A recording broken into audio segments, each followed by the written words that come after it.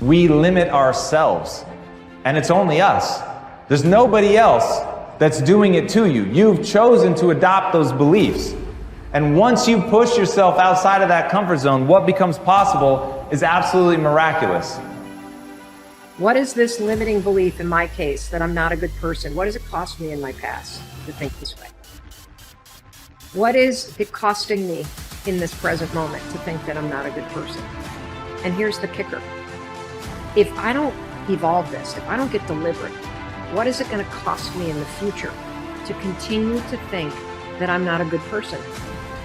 And the law of attraction is one that works like this. You get back from the universe, from the world, what it is that you put out there in the world. And if you're putting out there into the world that I am not worthy of attracting something beautiful into my life, that the universe will respond back to you with exactly that message. If I'm lying to you about who I am, or I'm lying to you about whatever, there's no starting point. There's a false reality. You have to create the real reality. It would be better for you to act towards an end that makes everything that's good better. That's the best way to live, to make everything that's good better. And maybe to restrict the development of everything that's malevolent and evil within yourself and in the broader world, insofar as you're able to do that. And so I think that's an expression of love, is that because when you love something, you care for it. And the proper attitude towards being, I think, is care. The best thing about life is tomorrow never happens. Yes? If you just know how to deal with what's now, you know how to deal with your entire life.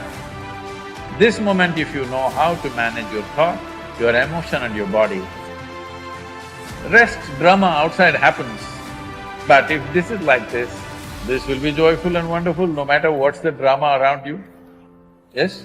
Oh, what if this happens? What if that happens? Yes, all those things can happen.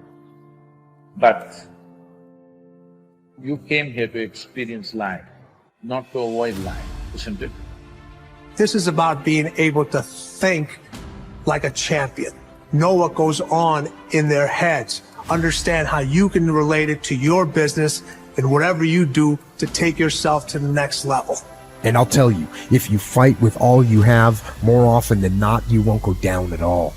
You will win. But you have to make that attitude a part of your everyday life. Do the extra repetition. Run the extra mile. Go the extra round. Make the right choices.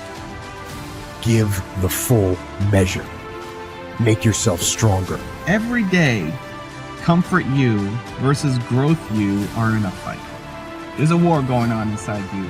Comfort you versus growth you. Every day there's a fight, there's a battle, there's a war going on. And you need to decide who's gonna win the fight. It's a daily thing. And the more growth you wins against comfort you, the more you start to grow. The more you start to hit your goals, the more you start to have an impact, the more you start to love yourself.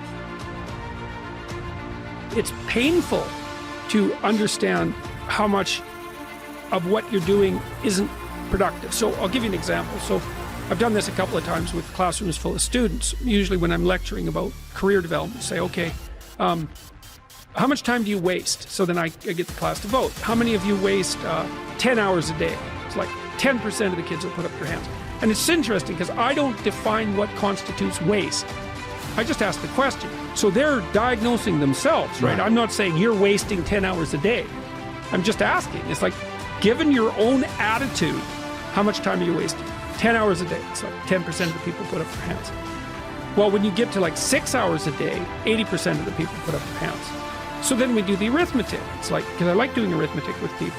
People hate arithmetic, but I like doing it. It's like, okay, 6 hours a day. It's 42 hours a week. So let's call that a work week, 40 hours a week. So that's a work week. Let's say, what's your time worth? You're a university student. Well, it's certainly worth minimum wage, because obviously, but it's worth way more than that, because if you spend a productive hour when you're 20, then you gain the benefits of that hour for the rest of your life. So there's the compounding effect of time spent when we were young. So I say, well, let's assume your time's worth $50 an hour, which I think is an underestimate, but whatever. Let's call it 50. We can call it 25, but we'll call it 50. That's $2,000 a week you're wasting. It's $100,000 a year. It's like, how much better would your life be if you weren't wasting $100,000 a year? It's like, what is that over 40 years? $4 million. It's like, you're rich. You don't even know it. Quit wasting time. By your own definition. It's like people shake their heads. Well, I never thought about it that way. It's like, yeah, think about it that way. Don't waste your damn life.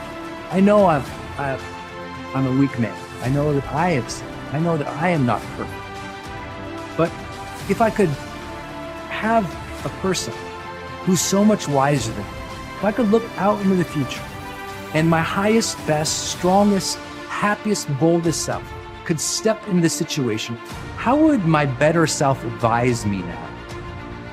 And you'll always find that your better self will say, calm down. It's not that big of a deal in the bigger picture. You're stronger than you know. Believe in your ability to figure this out. Take a breath. Take a couple breaths.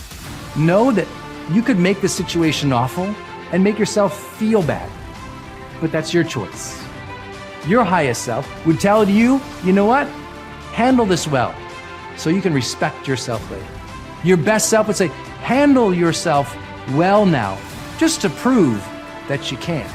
Your best self would say, you know what? If you handle yourself now, you have fewer regrets later. Your best self would say, you know what? Instead of being angry, try to be compassionate.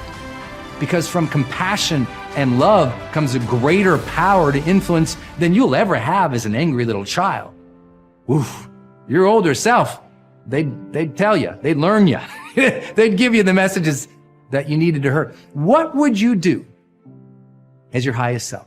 I like my trigger for myself is when I feel those negative emotions, I ask a very specific question. My question is, if I was acting as my highest self now, what would be my next right action of integrity? Coming from a place where I want to be happy as a human being, how would I reply to this? And that changes the game.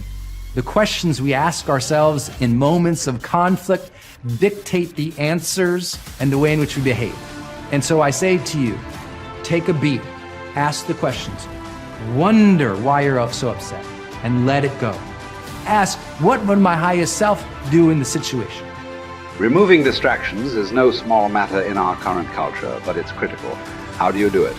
First, by maintaining the discipline of practicing your priorities. Don't do easy things first, or hard things first, or urgent things first.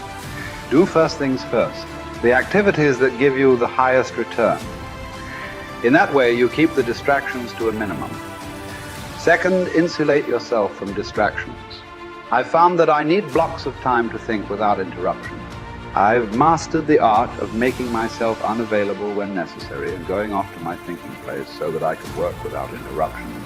Because of my responsibilities, I am always aware of the tension between my need to remain accessible to others as a leader and my need to withdraw from them to think. The best way to resolve the tension is to understand the value of both activities.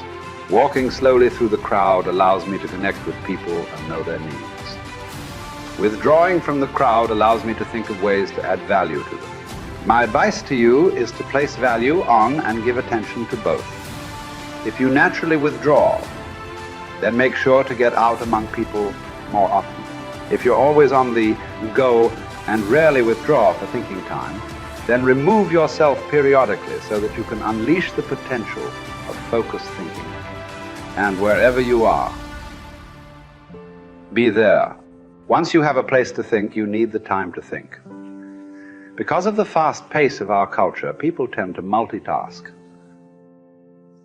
But that's not always a good idea.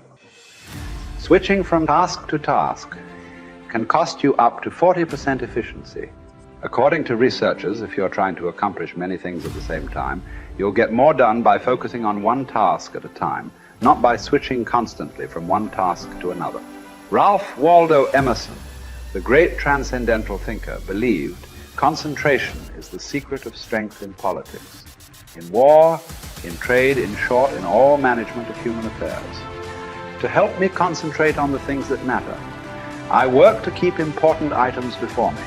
One way is to ask my assistant to keep bringing it up, asking me about it, giving me additional information in reference to it.